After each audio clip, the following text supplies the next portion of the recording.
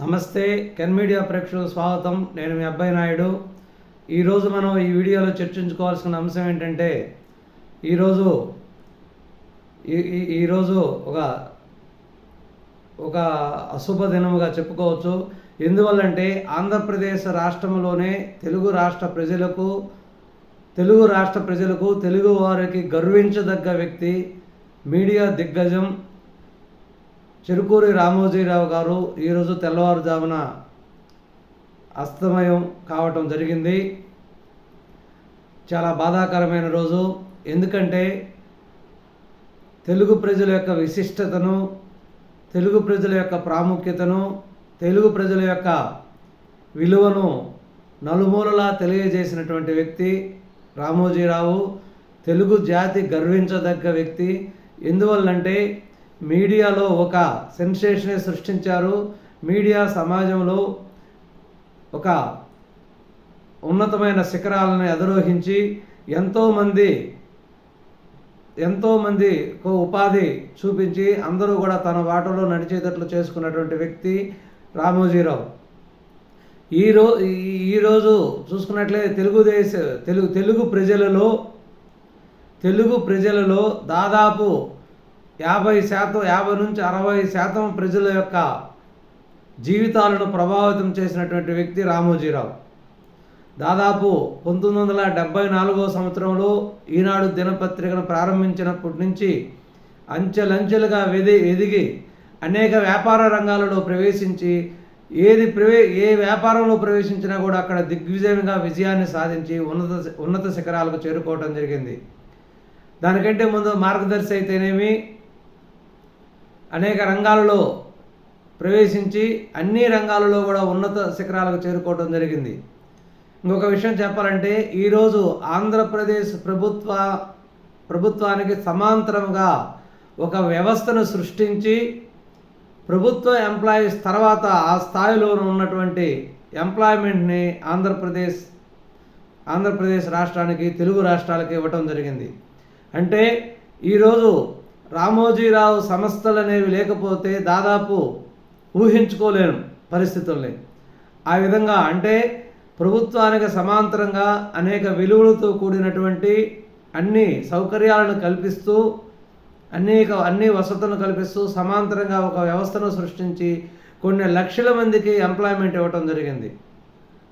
Employment ఇవ్వటమే కాకుండా తమ ఉద్యోగుల యొక్క బాగోగులను తెలుసుకుంటూ వాళ్ళ యొక్క అవసరాలను తీరుస్తూ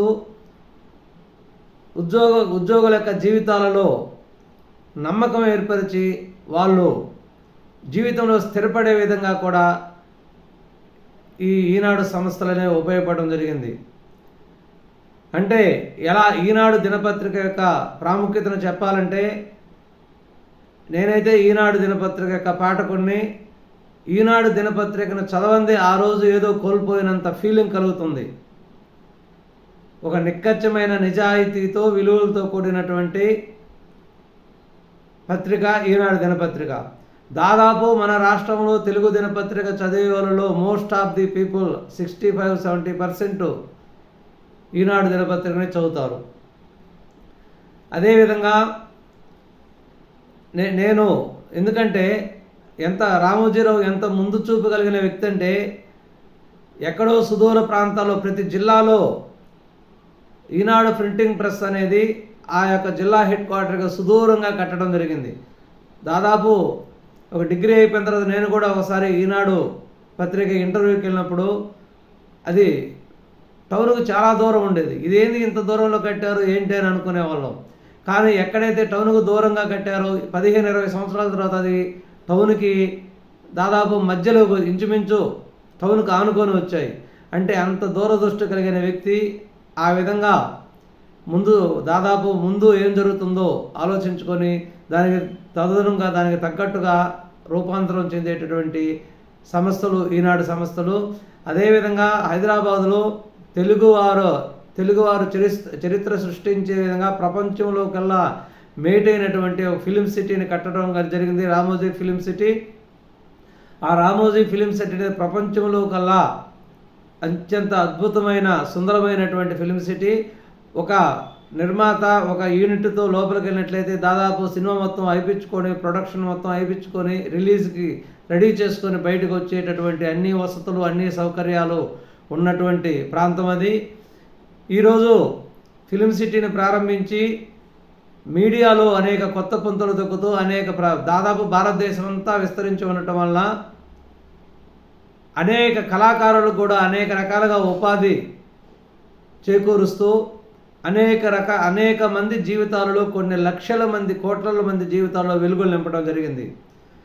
ఒక మీడియాలో, టీవీలలో ఒక ప్రోగ్రాం ఏదైనా కొత్తగా వచ్చిందంటే అది దాదాపు ఈటీవీ నుంచే స్టార్ట్ అవుతుంది.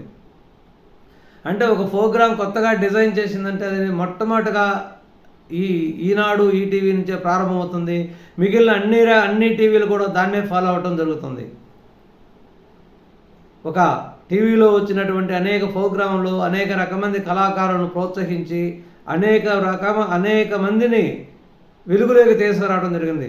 అంటే ఒక సాధారణ ప్రజల్లో ఎంతోమంది టాలెంట్, ఎంతోమంది ప్రతిభ కలిగిన వాళ్ళు ఉన్నారు. వాళ్ళందరికీ ఒక ఆధారం, ఒక బేస్, ఒక వేదిక అనేది ఎదురు చూస్తూ ఉంటారు. అటువంటి వాళ్ళందరికీ ఒక వేదికగా ఏర్పరిచి ఆ వేదిక ద్వారా ప్రపంచానికి పరిచయం చేయడం జరిగింది.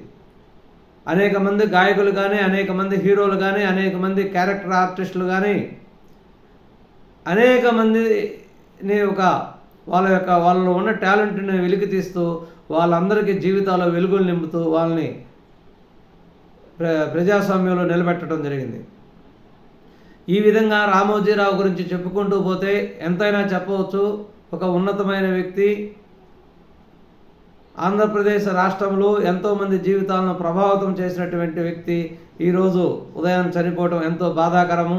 కానీ ప్రకృతి ధర్మం, ఎవరైనా చివరికి చావు అనేది తప్పదు కాబట్టి మనం దాన్ని జీర్ణించుకోవాలి. కాకపోతే ఈ రామోజీరావు గారు ఇంత సామ్రాజ్యాన్ని సృష్టించినప్పటికీ, ఇన్ని రకాల వ్యాపారాలు ప్రారంభించినప్పటికీ ఎక్కడా కూడా ఎవరిని అధికారాన్ని దుర్వినియోగం చేయకుండా, ఎవరి దగ్గర అధికారాన్ని ఉపయోగించుకోకుండా విలువలతో కూడినటువంటి వ్యాపారం చేశాడు. ఇన్ని సంవత్సరాల జీవితంలో కూడా రామోజీరావు మీద ఒక్క అవినీతి ఆరోపణ అనేది లేదు.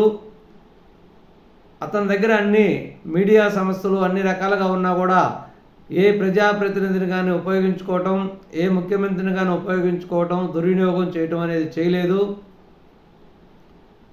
అదే అంత విలువలతో కూడినటువంటి జీవితం రామోజీరావు గారిది.